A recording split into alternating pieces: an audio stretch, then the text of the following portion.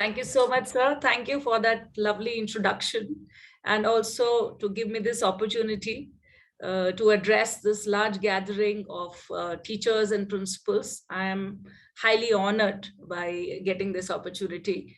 So further ado, not wasting much time, I'll just go ahead. So do I have the permission to share my screen? Yeah, sure. Please go ahead. I think, sir, it has to be, it's not been enabled. I'm trying. If Yeah, Kaur ma'am can help me, please, she can enable the, or make me the co-host. just give me a minute on this.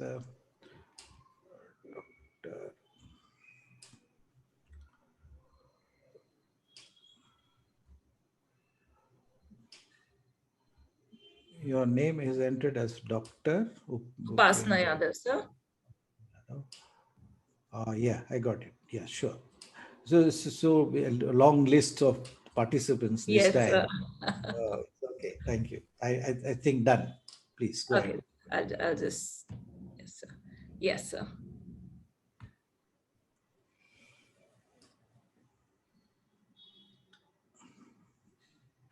Thank you.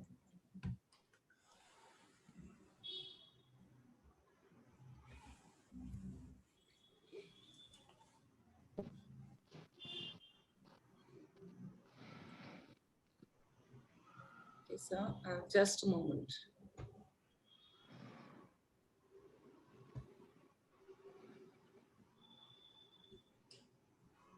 Are you able to see my screen, sir? Yeah, we can see the desktop. Yeah, now Yes, yes. this slide. Yeah. So just as sir were discussing that we all are now looking forward towards the term 2 examinations, as all of us and all the schools have finished for class 10th, and I'm sure within a couple of days we'll be finishing with class 12th examinations as well. So everybody is looking forward to how to go about it. So I've just put together my few points, and it would just be sharing my experiences and also knowledge which we have shared. I have shared with my teachers, and this is how we all work in our school. So the first thing is to bring along all the stakeholders of the school, where we have the teachers, the students, the parents, and the management. So here in the present scenario, as we all are going through this pandemic, which was unprecedented, and we were not sure how to go about it, though everybody has sailed through this approximately 1.5 years.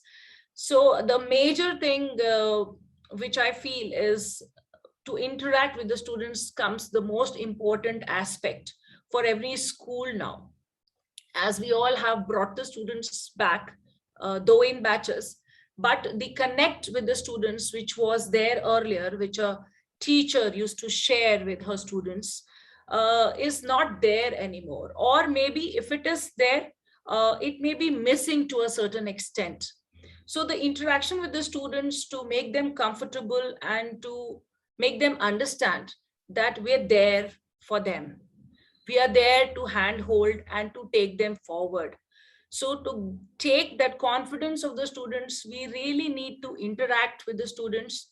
And here I feel the batches which all of us are having in our school is helping the teachers, because we have a lesser number of students who are there in the class at a time. It's approximately 50% of the students who are there with us. So it is becoming easier for the teachers to interact, to know what is going on in the child's mind, to know how they're feeling. So this is one major aspect which I feel is an important, very important point which we all are taking care of, and we should go ahead with that. The second point is to set a steady timetable. Is that, sir, and all the teachers would really feel now, because of this pandemic, the whole the entire charter of the activities which the students used to do has been disturbed. There is no time to when they are getting up. There was no time, and they will just sit and study during the classes, and after that they are hooked on onto their screens, majorly not studying, but maybe all to the games or other YouTubes and other things.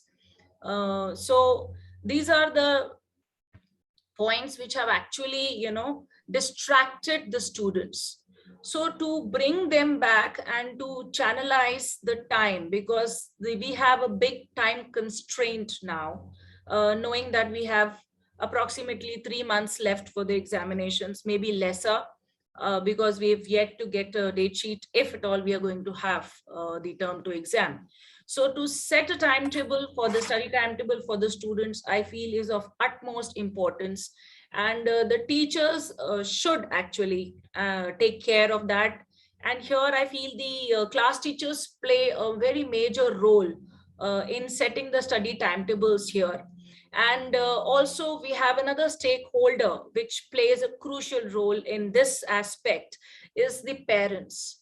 So the teachers along with the parents to work together to ensure that the children are following this timetable, and we are having a constructive study being done. The time is being used constructively. It should not happen that they are sitting through and they are not understanding anything. Because right now I had several discussions with our grade 11, grade 12 students, as well as grade 10 students. So they had shared that, ma'am, we are sitting for 3 hours, and after 3 hours we go back to, maybe to the first page of the chapter, nothing goes into our heads. Because there is either distraction, or the time which they are spending is not at all scheduled or channelized properly.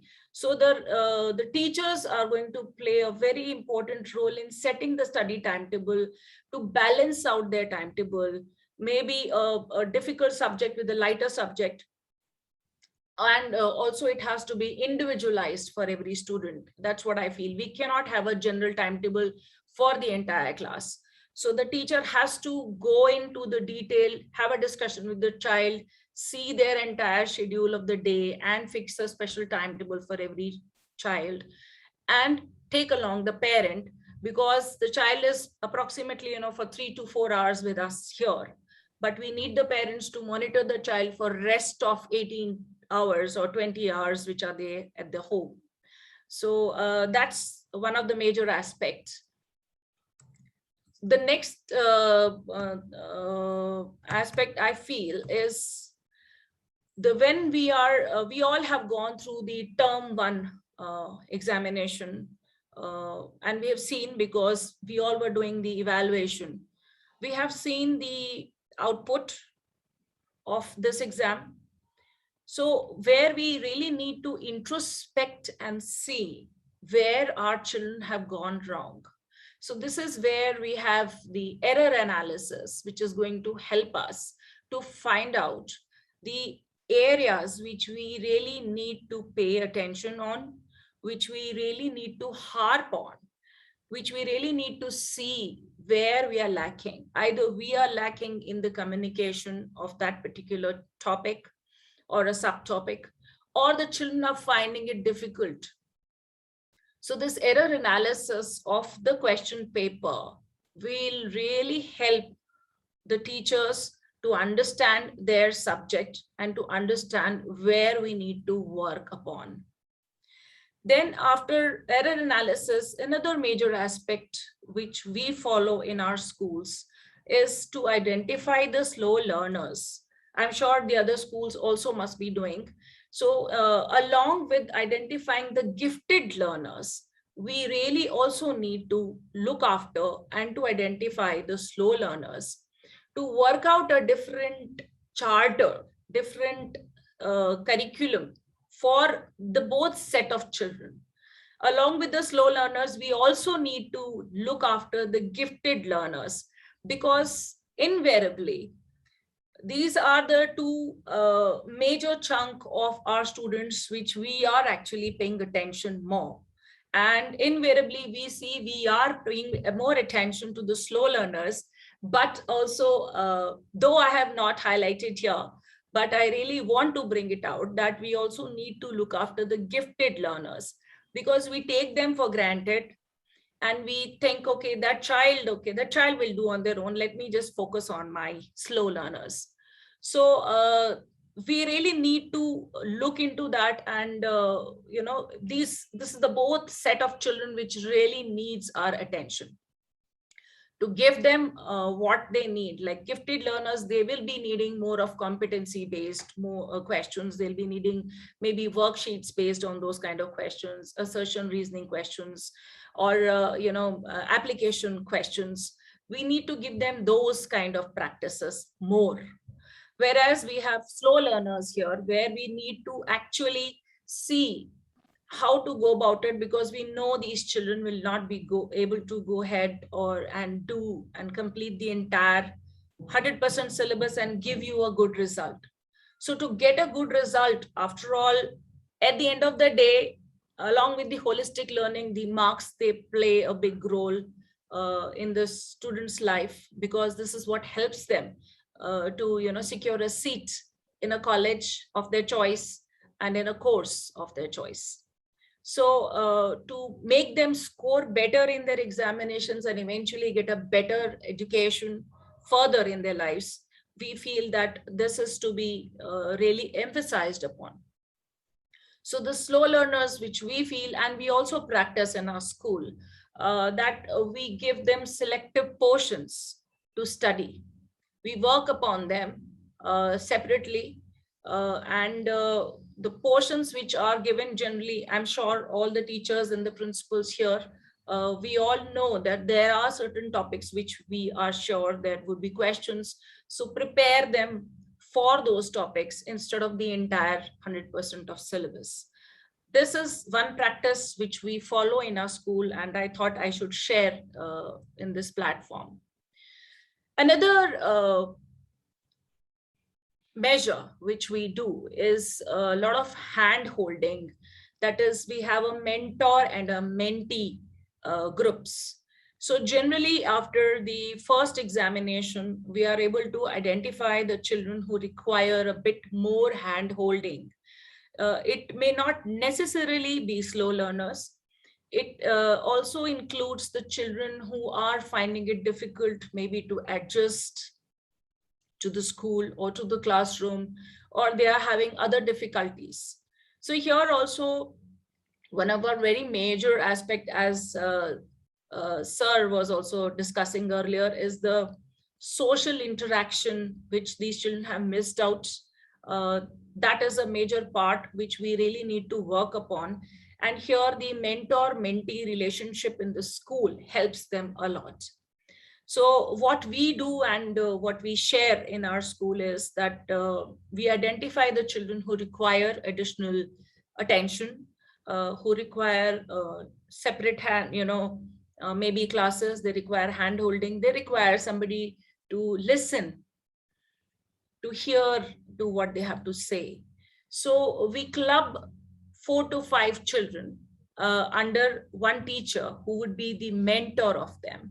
And this mentor teacher keeps a record of how the child is performing, what is happening in their home, what kind of environment the child is having at home, how many people are at their home, that does the child has their own study area or a separate room to themselves or not, what is the psychological issue, what are the friends the child is spending time with. So all these things, when they are considered and we take into consideration, we work upon it. The teacher who is the mentor looks after the mentee. She interacts with the other subject teachers, keeps a track how the child is doing. The subject teachers, they would give separate set of questions or different set of work to the child, which the child can do easily, which actually helps to instill more confidence in the child. So this connect, communicate, collaborate, circulate, cultivate, and celebrate.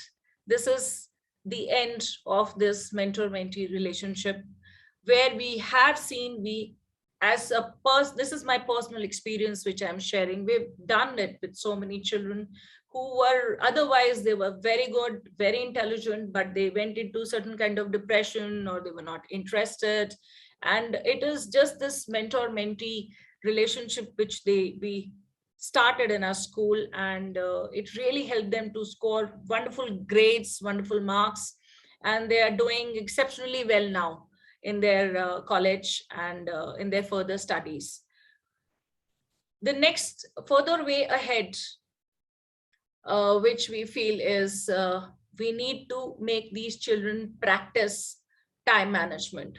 Till now, we were practicing and teaching them how to answer the MCQs. So now this whole process of unlearning and relearning has to be introduced, and we have to bring the students back for writing the paper, writing a subjective examination.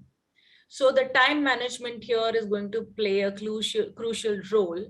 And we know, we really don't know the time management, the kind of question paper. We are yet to receive a proper sample papers, because we've seen now during this examination also CBSE has altered certain, in certain subjects there were alteration in the question paper also.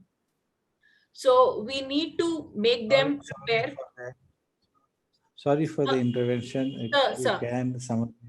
Yeah, I'll do yeah. that, sir. Quickly, I'll just go through the browse. So the next is we prepare the have study groups with the students, and then we have remedial classes. I'm sure we all are doing that.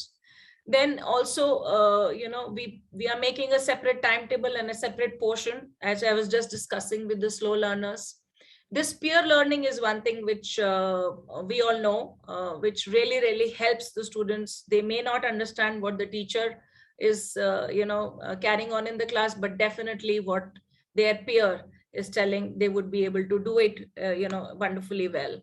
And the next one is go ahead with the doubt clearing classes. These are the most crucial points which I would say.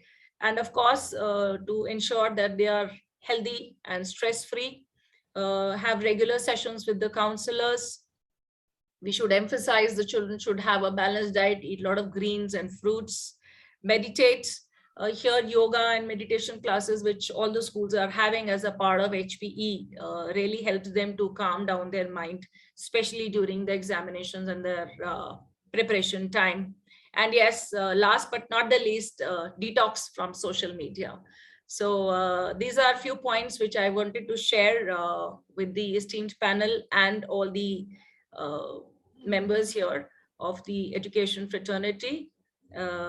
That would be all from my side, sir. Thank you so much for giving me this opportunity. I'll stop sharing now. Yeah, thank you. Thank you. So that was a very good presentation. And though the time was very short, you made it very clear on, as a leader, how you could be very responsive and responsible. And you also looked into the inclusive part, inclusive learning, personal learning. And I think you also talked about how you would also like to address the bright students. Yes.